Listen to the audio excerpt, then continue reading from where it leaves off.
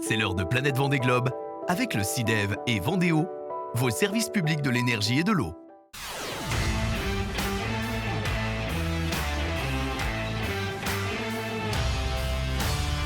On accueille Alix Lanos. Bonjour Alix, vous allez aujourd'hui nous parler d'un certain Bilou. Eh oui, Bilou, une tête bien connue des amateurs de voile et de Vendée Globe. Romain, je te demande pas si tu sais qui est Bilou. Tu sais.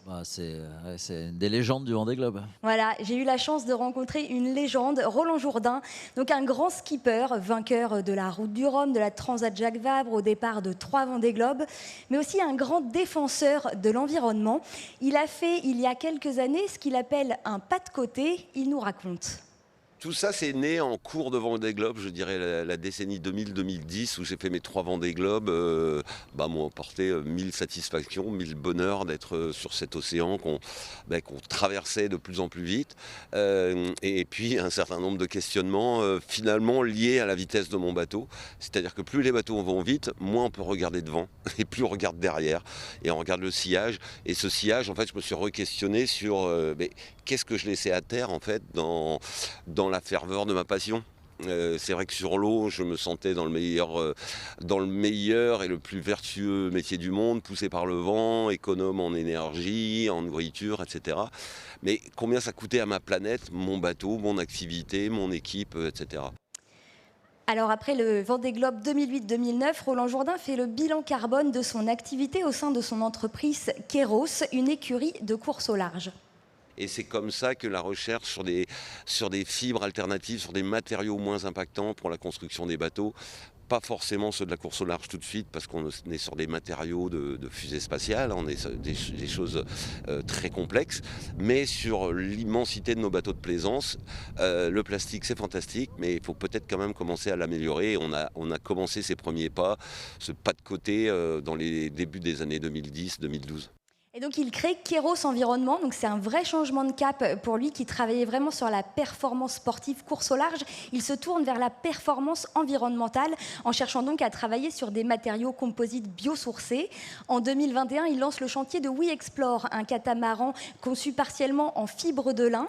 Il se classe 2e avec ce catamaran en catégorie multi sur la route du Rhum et prouve donc qu'on peut allier performance sportive et développement durable. Mais attention, Roland Jourdain, il n'est jamais moralisateur. Il ne rejette pas en bloc tout ce qui existe, il incite juste à essayer de trouver de nouvelles solutions.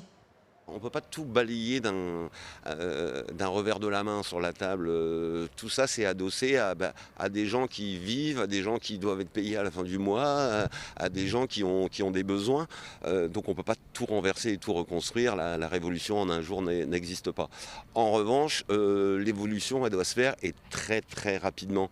Donc moi, je suis effectivement intimement persuadé que la course au large, vous savez, c'est un peu comme un Vendée Globe, c'est un peu comme l'image d'un joueur de foot très célèbre qui va, à la fin du match, montrer sa bouteille de plastique ou sa gourde. L'image symbolique est là, et même si la course au large n'est pas la plus polluante de tous les acteurs du trafic maritime, elle a valeur de symbole, elle a valeur d'exemple. Alors aujourd'hui, quand on lui parle de record de performance, les yeux de compétiteurs s'éclairent forcément, mais très vite, la raison le rattrape. Je suis l'homo sapiens du XXe siècle qui a été avec ses réflexes pavloviens élevé dans la vitesse et dans l'accélération. Et je me suis trouvé dans cette course-là avec mon cerveau droit et gauche qui ne me disait pas la même chose. L'un me disait « Vas-y, les concurrents sont derrière, vas-y, mets du charbon, envoie ». Et l'autre qui me disait « Non, tu es là pour la performance environnementale et tu dois raconter un autre récit ». Je préfère honnêtement écouter les belles histoires qui se passent sur l'eau que l'accélération en direct d'un bateau, parce que les sujets qu'on doit aborder tous ensemble, ils sont bien plus grands que nous et ils sont bien plus que qui battra le record et qui arrivera le plus vite possible au bout. Je crois qu'il faut qu'on sorte de la cour de récréation.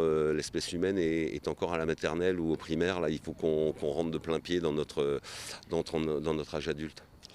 Ouais, voilà, tout est dit, la cloche a sonné, la récré est finie. Roland Jourdain, lui, a réussi à concilier ses deux vies, celle du sportif et celle du militant environnemental. Et il souhaite désormais, je cite, « accompagner ceux qui cherchent à développer des solutions pour engager notre société dans un nouveau modèle où l'homme et la nature ont toute leur place. » Merci. Roland, si tu nous regardes, Merci Alix Lano, c'était Planète Vendée Globe.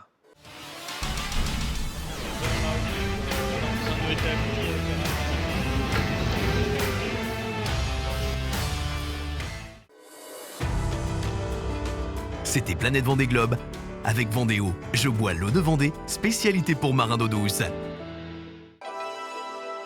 Et avec le CIDEV, la transition énergétique, c'est pas la mer à boire.